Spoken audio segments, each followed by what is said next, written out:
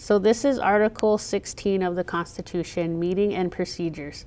And it reads, states that Council must have a mandatory meeting once a month in which 2/3 of the elected members must be present.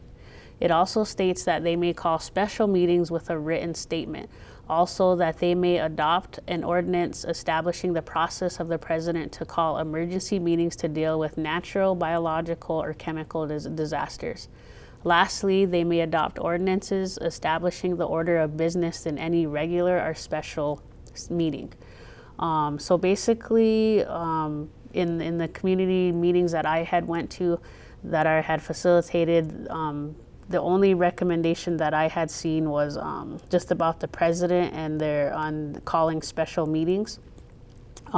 Just kind of specifying that a little bit more, what that can kind of look like, being a little bit more specific in regards to that one, or creating some sort of amendment for that. That was one recommendation. So with that, that's Article 16. We'll be moving on to Article 17.